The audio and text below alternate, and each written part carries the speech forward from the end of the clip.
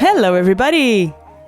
Hi, and welcome to the 7th episode of Unboxing Women, where we explore how and why women in business are often called such a bitch. So our aim is to explore why women are marginalized in the music industry and obviously how they are marginalized. And we will also broaden our view to underlying aspects of modern society. So my name is Maika Rose. I am an independent singer, songwriter, artist based in Germany. And with me is my friend Dana Rexx, Hello. who is also an independent recording artist, singer and songwriter based in Belgium. This is a live stream on Facebook and Instagram. And we also have a YouTube channel. So it's new. Check it out, guys, where we upload the episodes on Mondays. Right. So today we're talking about Taylor Swift. We are. Yeah, get us started, Dana. Come on. Well, more precisely, we are going to talk about her butt. You've seen this in the post that we've done the past couple of days. So, what is it with, I keep talking about butts on the show. I don't know what it is. So, basically, yes, Taylor Swift had a sexual assault lawsuit, so a sexual, not even harassment, a sexual assault lawsuit a couple of years back. She sued a radio show host for one symbolic $1 to make a point and make an example for other women. So actually, what a lot of people don't know is that she was sued first by him for trying to get him fired, actually. And he sued for $2 million in damages when this assault happened, and she communicated what had happened to his superiors, and so hence he lost his job, and so he sued her. So there's even a picture of the actual moment that he groped her. That's out there because this happened at a photo shoot moment at one of her gigs on tour, at one of her concerts. So there's a picture of the moment that he did it, he's suing her. It's unbelievable. So, oh my God. Yeah, it's amazing. He actually lifted her skirt up.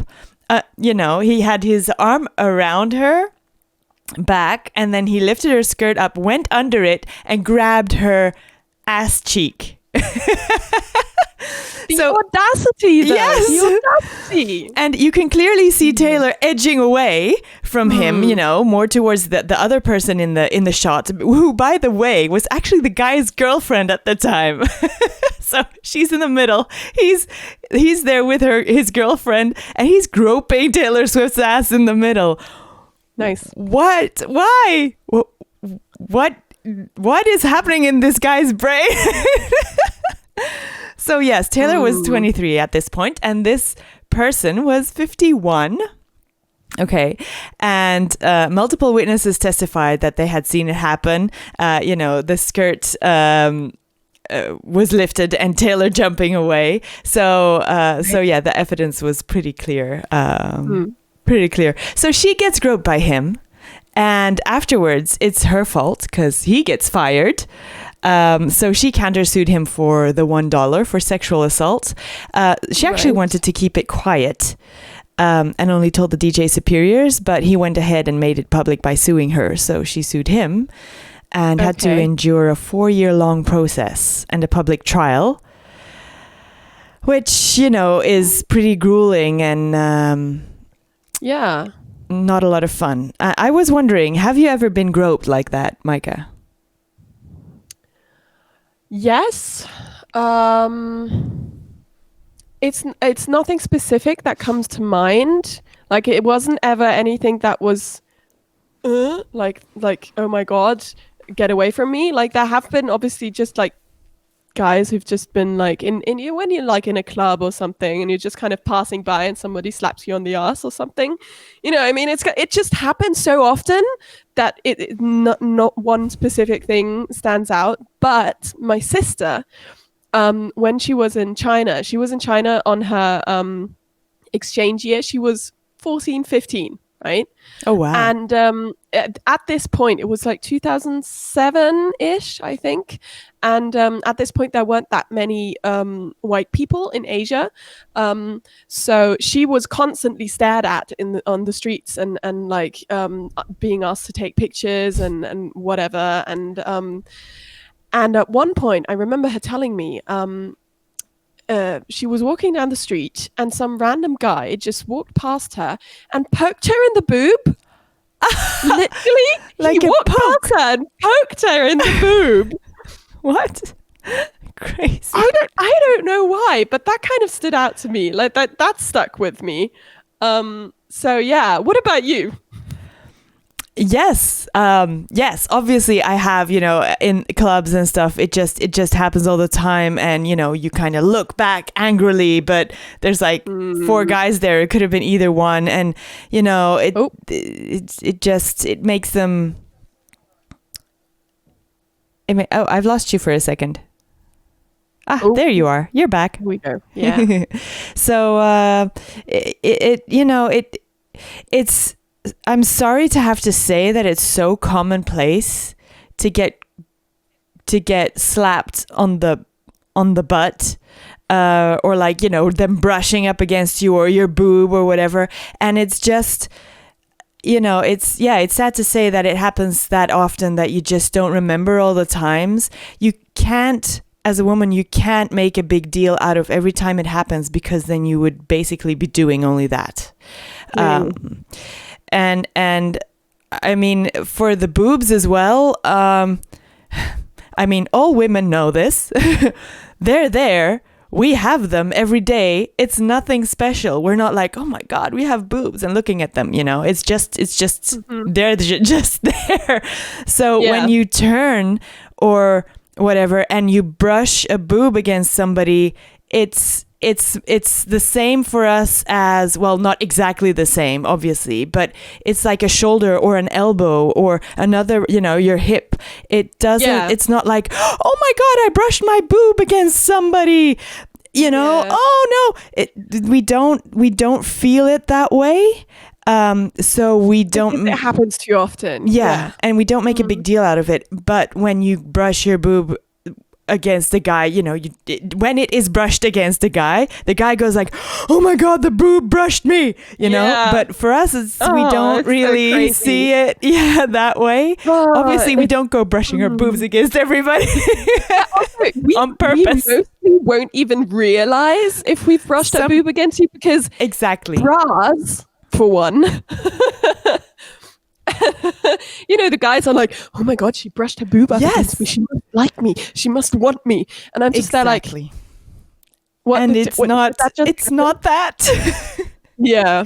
It wasn't on purpose, and it doesn't mean anything, okay? If we flip it out and smack you in the face with it, that means something. But if we just brush up against you by accident, no messages. Yeah, please. Refrain from doing so. Yes. My goodness me. Yeah. So the last time I remember actually being grabbed, an ass grab for me, it was a big specific one, so I remember it. I was at a theater and I was going to, I had just watched the Rocky Horror Picture Show with my mom, and obviously we're very, very big fans, and we were dressed completely in the style, we had corsets on, and we had the tights, and we had hats. I mean, we had the whole shebang. And we were having a drink in the bar afterwards, and there were two guys sitting on a stool at the bar. Right. And they were kind of drunk. Okay. I don't know how long they were there for, but this is how all these stories start. They were kind of drunk. So I stand next to them because that's the place where you order the drinks. So are they strategically placed? I don't know, but I stand next to the guy. Obviously, they're like, they look at me and they look at my outfit, and immediately this guy starts talking to me. He's like, way not my age, okay? He's like 20 years older than me, at least. And he's, yeah, hey, and how you doing? And he kind of, they kind of grab you and like hustle you closer. And you're like, okay, dude, I don't know you. I'm just, getting drinks. But you try to stay polite and not make a big deal out of it. And you just kind of try to edge out of their grasp. But we obviously, yes, the corsets and the outfit and this and that, but it's not because I'm wearing that you're allowed to grope me. And that I'm available for you to do whatever you want. I just want to wear that because it's the bloody Rocky Horror Picture Show that we were going to, So I'm not standing on the corner looking for clients. You know what I mean? So anyway, this goes on for a bit. I the drinks. You have to wait for the drinks. So I'm there and I'm like, okay, I don't know what to do. And my mom is next to me. Okay. My mother is next to me. And they just continue. And all of a sudden, yes, this arm goes, behind and they just go whack and grabbing the ass cheek.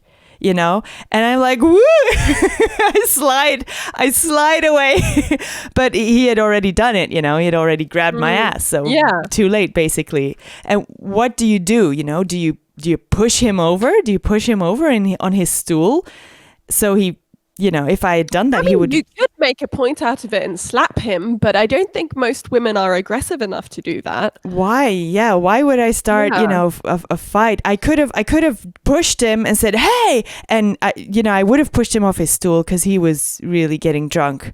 But what would that have caused? That would have caused them to probably shout to me that I'm a bitch and a whore and all of those nice words that you then get thrown at because you're not available all of a sudden and you don't want them grabbing your ass, so then all of a sudden you're a whore. How does that work? How does that work? You don't want it, so you're somebody that I don't know. Yeah, that's it's interesting because you've had this probably as well. Similar things is when you're just dancing at a club and somebody comes up to you and they don't even come up to you from the front. They start dancing at you from behind. Oh God, no. And you don't even know they're there until they're like next to you. Right? They're behind you. They're like the arms snake around you from behind and you're just there like, the fuck is going on? Who is this? Yes, right? I've had that. Yes. I don't understand that at all. What do you think will happen if you dance at someone from behind? Do you think they'll just go like, ooh, yes, body there, let's do this? No. They'll turn around completely shocked, be like, the fuck is going on? And then they will look at you, and even if they like the look of you, the fact that you didn't face them first, they will say, you're creepy, get the fuck away from me. They will get their next best guy friend to pretend that it's their boyfriend. And that is the only thing that will stop guys like that from dancing at you. I've had this so many times where I've said no, thank you, I'm not interested. I've said, could you please dance somewhere else? And please don't stand so close to me, And the only thing that has helped is if I wasn't with guys at that point, I had to leave. And if I was with like guy friends at that moment, then the only thing that helped is going over to them. Sometimes they do it like they'd initiate it from themselves because they know, they already know this behavior. But I'd go over to them and be like, hey, just, dance with me for a second because that guy is really annoying. Exactly. So, you can also do the girlfriend swap. So you'd be like, the girlfriend be like, should we swap? And then you just kind of dance around each other until you're at the opposite sides of the room. But I don't understand it for the life of me. What do you expect will happen? I don't understand it either. Yeah. And the thing is that we've all had this. This has happened to every single one of us. Okay.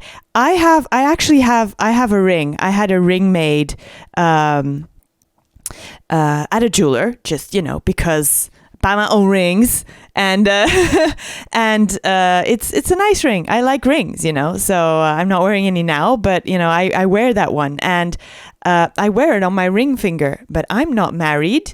And when people see that, they're like, oh, you're married. And then, I started actually using it to keep men away. Not like, I'm... Yes, exactly.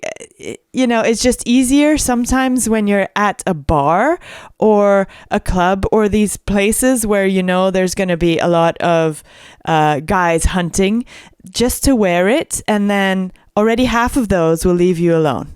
So that's handy. But why must this be that way? Why do I have to pretend I'm unavailable for them to just not touch me or come too close or just accept our decision that we don't want to talk to them? Yes, I go to the club to dance and to have fun with my friends.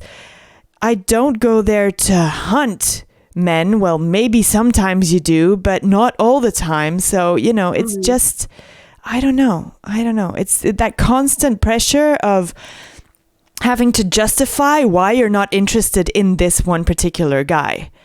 If I'm not interested, I'm not interested. If you're not my type, you're not my type. If I don't want to go to bed with you, then please leave. I mean, why do you keep insisting?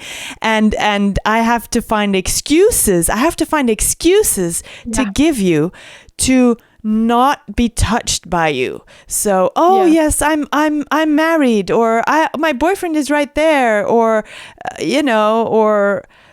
or I don't know, whatever. It's really weird that we don't have the right to just say I'm not interested. Yeah, exactly. It's like what how? I know, we're so frustrated about this. I know. We're so yeah, because it's so crazy. You doesn't think about compute it, in our brains. It doesn't compute. Yeah, I don't think, the thing is the other way around. I don't know if this happens. I mean, obviously sometimes it happens. There are girls that won't take no for an answer. There are girls that, are just kind of... They're the exception, really, They're the exception. Most girls, if a guy tells them no, they'll either be completely humiliated and just kind of go and cry somewhere, or they'll, I mean, that's the extreme, but you know what I mean? Yes. Or, they'll be like, all right, well, I'll go look for the next best guy, because if I'm on the hunt, then I'm going to look for the next best guy. Exactly. And I don't need somebody who doesn't want me. Exactly. Yeah. I know. It's crazy. I don't know why that happens. Anyway, on that note, we want to... yeah, well, we can cycle back. Yes. Taylor, I wanted to put up a banner. I remember now. Yes. I wanted to put up a banner because I actually want to know when you've been groped. When have you been groped? Are there any men watching or listening that have been groped as well? Please let us know your experiences. You can tag us in your story or post with #suchabitch, or you can DM us if you don't want to make it public or just want to talk to us personally. Please feel free to DM us on any of our socials. We obviously look at all the messages and we do reply. I do want to know if anybody has another story about this or the same story. So please do share. Going back to Taylor Swift, she was dubbed as one of the silence breakers and catalysts towards the Me Too and Time's Up movement, actually, because of this trial. And also afterwards, because she said she wanted to make an example for other women and girls. In my opinion, she did a great job. She sacrificed a lot of stuff. It was a public trial, so it was all over the news all the time, and it was very tiring for her. It was very, people were rude, lawyers asking very rude questions and stuff like that. And after the trial, actually, the National Rape and Abuse Hotline in the US reported a 35% increase of calls, which is enormous. Oh, really? Wow. Yeah. So I'm proud of her. I'm proud of Taylor Swift and her butt for enduring that. Oh, and something really fun. It was the time that ass cheek was said and butt were said the most times in a trial ever. So that's something to walk away with.